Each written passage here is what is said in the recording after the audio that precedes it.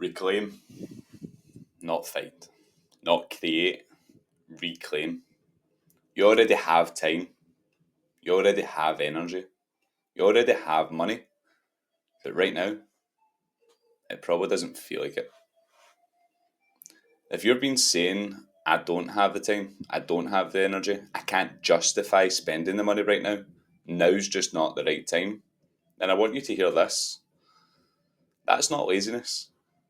That's not a lack of discipline. That's a signal. And by the end of this, you'll understand why you keep saying that. And you'll have a simple way to realign your week so consistency stops feeling unrealistic without any overhaul, extreme motivation, just clarity. Because once you see what's actually happening, you stop blaming yourself and beating yourself up unnecessarily. My goal is not to motivate you, it's to give you clarity. You see where your time, energy, and money are actually going. You'll understand why consistency has felt so hard, and it's probably not what you think.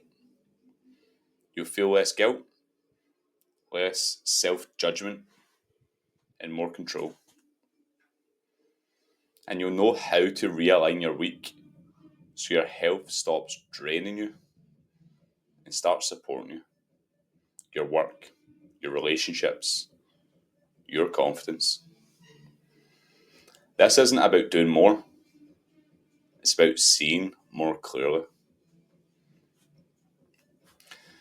I recently had a conversation with one of my clients who said something that I hear all the time. She said, I know what to do. I know I should be training. I know I need to eat better. I even want to. But after work, I'm done. I'm mentally drained. I sit down for a minute and the evening's gone. I'll start properly next week. Then I feel guilty because I don't. She wasn't lazy. She wasn't incapable. She wasn't lacking any knowledge. She was just exhausted, overloaded. And she'd started believing, maybe I'm just not disciplined enough. And that belief is heavy. But what we uncovered wasn't a discipline problem. It was deeper than that. The real problem isn't a lack of time. It's not a lack of energy, and it's not a lack of money. It's an unconscious allocation. You always make time for what you value most. You always spend money on what feels most important. You always find energy for what matters. That's human behaviour. If your health keeps falling to the bottom, it's not because you're lazy.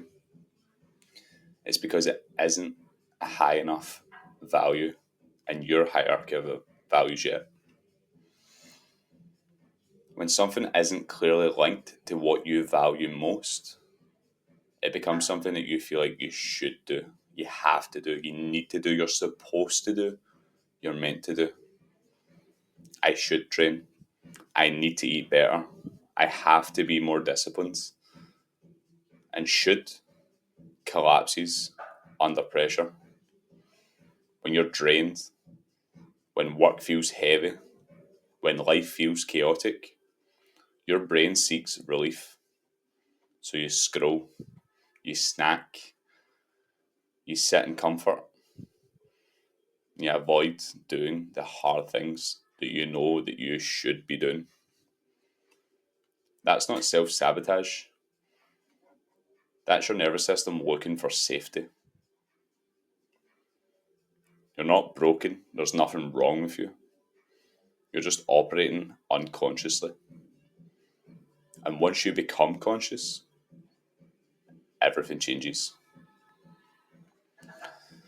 If nothing changes, if you keep living by default instead of design, If health stays a should, here's what happens. You stay mentally drained because you're constantly negotiating with yourself. I should go. I'll start again next week. I'll try harder. That negotiation is exhausting. You stay inconsistent, not because you can't be consistent, but because it isn't aligned, and you lose self-trust. That's the real cost. Because when you promise yourself something and you don't follow through, you stop believing that you're that person. You stop believing that you're capable.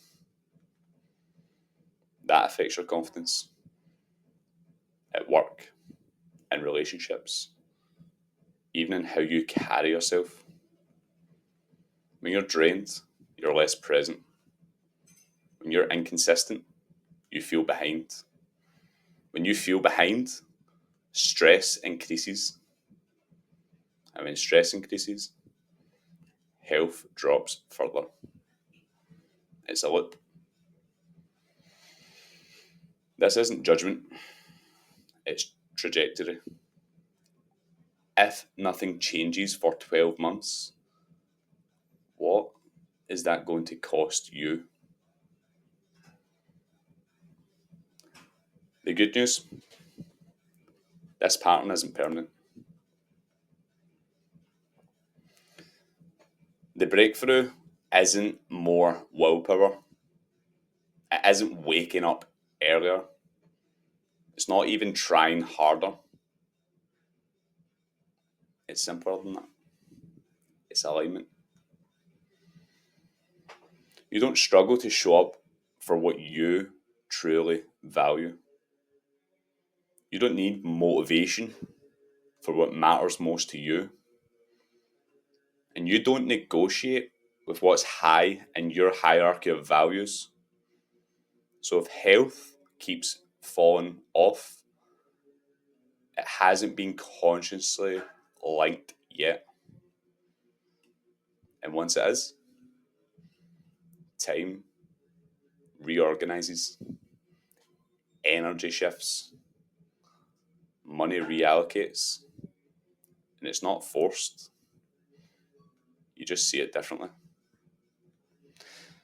The difference between I should do this, I have to do this, I need to do this, I must, and I would absolutely love to do this is perception. When health supports what you love, it stops being effort. It becomes identity, who you are. You don't need to become someone else. You just need clarity in who you are. And who you are is an expression and an extension of what you truly value most. And once you see that clearly, you act consciously in alignment with who you are. This isn't about overhauling your life. It's about making alignment simple. So step one is to simply clarify your highest values. Not what you think they should be, but what your life demonstrates to be true for you and how you live. What already drives your actions, where your time currently goes, where your money is currently spent, and what you're already naturally disciplined with. This isn't about judgment, it's about creating an awareness. Step two is to audit your allocation. If you were to take a look at your week, Monday to Sunday, from the moment you wake up to the moment you go to sleep, where did your time go? Where did your money go? What drained your energy and what gave you energy? Were your most precious resources invested, or were they used as an escape, relief? You can't change what you're unconscious of. So step three is to identify the leaks. When you're stressed, where do you go? What do you do?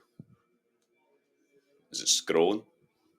comfort foods, avoidance of what you think you should be doing. That's not weakness, it's misalignment. Step 4 is to link health to what matters most to you. So, how does better health and the actions it takes to create that improve your work, your performance? How does it increase your confidence in how you show up day to day? How does it make you more present with your loved ones and friends? If those links aren't strong, neither will consistency. Step 5 is to reallocate consciously. Not more time, redirected time.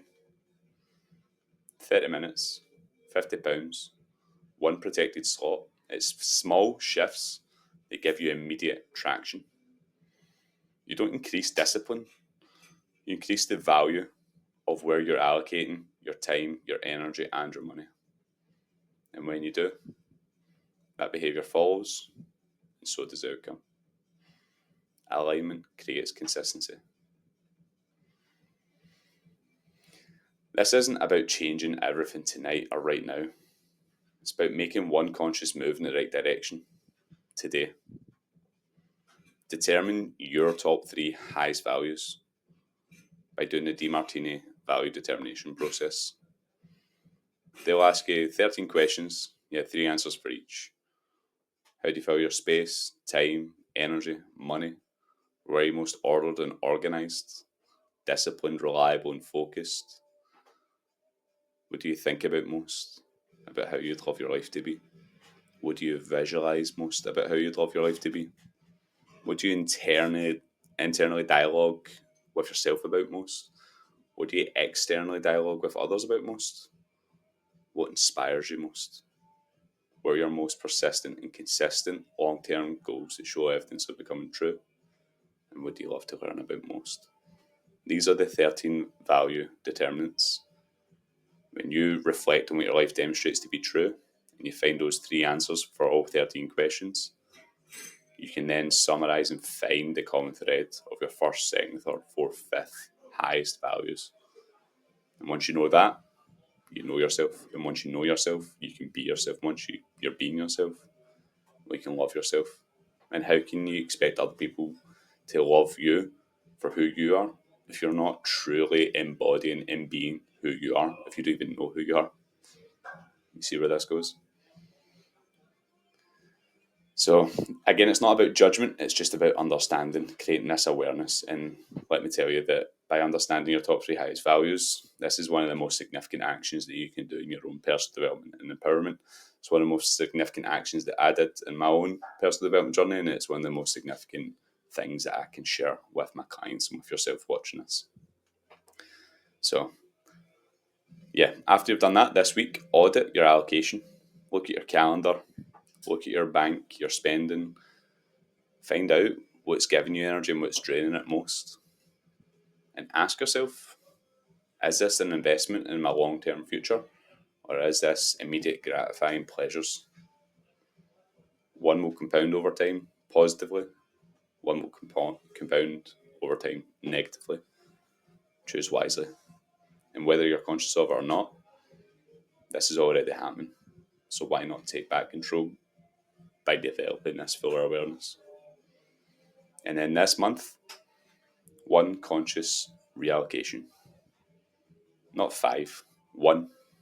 Small shift. That's what creates momentum. Be wise, prioritize, and do A, B, C's, not X, Y, Z's. Get clear on the one thing that will make everything else easier or unnecessary, and it will move you in the right direction. Overwhelm is simply disorganization, so don't overwhelm yourself with too much. Get clear on the one thing, and then do that. Consistency isn't built through intensity, it's built through alignment. So let me show you what this looks like in real life. So I had a client, many clients, this is just an example of one. She was exhausted from work, she wanted to train, she kept falling off. She thought she lacked discipline. But when we clarified her values, she valued doing well at work, She valued being present with her family, with her friends, and she valued her home. But health, that wasn't that high up there. So we didn't push discipline. We started to link health and the action steps it took to develop and empower this area. Training became a stress relief. Strength became a way to build self-confidence. Consistency became self-respect and self-care. Nothing in her life slowed her down. Her job didn't get easier, but once health supported what she cared about most, she stopped negotiating with herself. We didn't increase willpower, we increased alignment. If there's one thing I want to leave you with, it's that you don't need more discipline. You need to understand where you're already most disciplined right now. You need alignment. And when health rises in your hierarchy of values, it rises in your calendar. You make the time for it. It rises in your energy and it starts giving you more energy. It rises in your spending and you start to invest in your long-term health and wellness. And that health and wellness then leads to greater wealth down the line too. That's not motivation, right? That's just behaviour. If this gave you clarity, I created the Health Alignment Blueprint, and it walks you step by step through increasing your value of health, self, by linking it directly to what matters most to you. There's no pressure, there's no overhaul, it's just structured clarity. Download it, do it properly, because the cost of staying unconscious is always higher than the cost of getting clear. Clarity first, action second. And I just want to say thank you. There are a lot of places that your attention could be right now, and you chose to be here. And that matters to me. If something resonated with you, if something shifted, DM me a line and tell me your biggest takeaway. I read every message. Thank you for being here. Keep choosing clarity. Stay focused. Stay inspired. Thank you.